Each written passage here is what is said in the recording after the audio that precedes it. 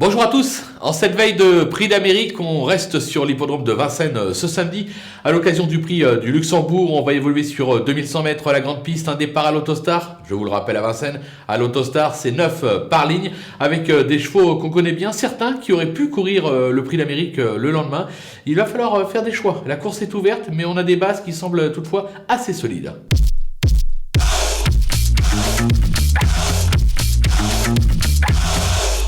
On va pas tenter le Bazir en tête, on va tenter le numéro 10, Missile Hill dans nos bases. Le cheval s'est bien comporté dans le Bourgogne dernièrement. Franck Nivard a été appelé en renfort sur sa lancée. Les ambitions sont là, je pense que c'est vraiment une course visée. Attention à lui, même s'il s'élance de la deuxième ligne. Le numéro 6, justement, le Bazir, Élite Beaufour. Déjà 3 succès cet hiver. Sur le parcours, c'est 3 succès et 2 disqualifications en 5 sorties. Alors, en termes de chrono, il est en dessous des meilleurs dans cette épreuve. Maintenant, CJMB, je pense qu'il l'a préparé aux petits soins, aux petits oignons, comme on dit, et je pense qu'il va tout faire pour pouvoir l'emporter. Le numéro 15, Dear Friend, qui affiche 75% de réussite sur ce parcours et qui reste sur une probante deuxième place derrière un certain Fedo Seven dans le prix de Lille. On est obligé d'y croire, c'est logique. Les opposants, avec le numéro 5, Feliciano. Lui, il aurait pu courir l'Amérique. Troisième du René Ballière derrière Fast Time Bourbon en 2020. Alors, je le trouve un petit peu moins tranchant cet hiver, mais il y a eu du mieux dernièrement. Raison pour laquelle je me dis qu'en termes de chrono, s'il répète sa meilleure valeur, il est tout à fait capable de jouer les tout premiers rôles. Le numéro 2, Gareth Bocco, un pur sprinter qui fait étalage de sa classe en Scandinavie. Il s'est placé lors de son unique tentative à Vincennes.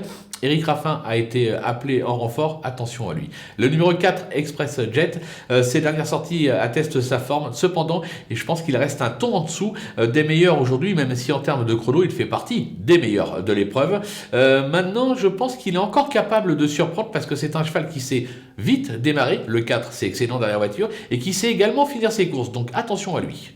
Le coup de poker, ça sera l'As, éclat de gloire. Ferré, il vient de peaufiner sa forme dans le prix de Brest. Il n'a jamais déçu en 2 tentatives sur ce parcours. Son entourage n'a pas caché qu'il a vraiment visé cette course de longue date.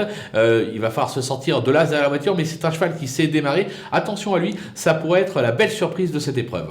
Les outsiders, ils sont nombreux avec le numéro 11, Global Trust Story.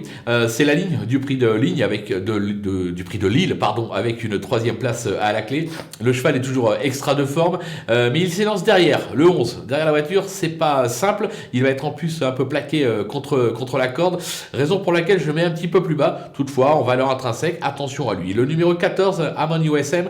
Cette nouvelle recrue de Mathieu Abrivard tarte à répondre à ses attentes. Il aura pour lui d'apprécier le parcours, mais sera-t-il décidé? Voilà, même Mathieu est un petit peu dans le doute. On sait qu'il est capable de rivaliser en pareille compagnie, mais il faut que le cheval soit décidé. Le numéro 16, Firecracker, trotteur de grande qualité qui s'exprime surtout sur les 2700 mètres. Il a échoué d'ailleurs lors de son unique tentative sur le parcours du jour. Il a hérité du 16 à la voiture. Il n'y aura pas Éric Raffin qui lui sera associé. Voilà, il y a beaucoup de choses qui me font le mettre un peu plus bas dans ma sélection. Maintenant, sur ce qu'il vient de montrer, pareil, il fait partie des chevaux qui sont capables de s'illustrer. Le numéro 7, Fakir du Loro, lui aussi aurait aimé courir l'Amérique. On connaît sa qualité à ce cheval-là, mais on connaît aussi son caractère. Jugé sur sa 2e place acquise derrière Fast Time Bourbon dans le Charles Tiercelin, c'était en 2019. On est obligé de s'en méfier. Maintenant, c'est un cheval qui est capable du meilleur comme du pire. Voilà, c'est une question de choix. Ou vous le prenez, vous le mettez haut, ou vous le gardez, vous le mettez un petit peu plus bas, ou alors vous l'éliminez totalement. Moi, j'ai préféré le garder au cas où. Et enfin, le numéro 9, Brillant Madric, qui a surpris en s'imposant dans le Jean Boileau cet hiver. Il a quelque peu déçu depuis et sans toutefois un ton en dessous à ce niveau. Ça fait partie de ses dernières courses de sa carrière. Voilà, c'est le cœur qui parle. On lui garde une petite place en bout de piste. Les délaissés, on prend un risque avec le 3, Alcoy, qui vient une nouvelle fois de s'illustrer dans son jardin sur l'hippodrome de Cannes-sur-Mer, 4e du prix de la Côte d'Azur. C'est un peu plus dur à Vincennes, même par... Toutefois, il est quand même bien garé dans la voiture. Hein. Le numéro 3, c'est un excellent numéro. Christophe Martens est assez confiant. Moi, j'ai la sensation qu'il ne vaut pas un tel lot et qu'il sera mieux à Cannes, raison pour laquelle je préfère tenter l'impasse, mais c'est un risque. Le numéro 8, Colonel, qui reste sur 4 succès cet hiver à Volvega. Alors, ça se complique bien évidemment à Vincennes, surtout face à une telle opposition.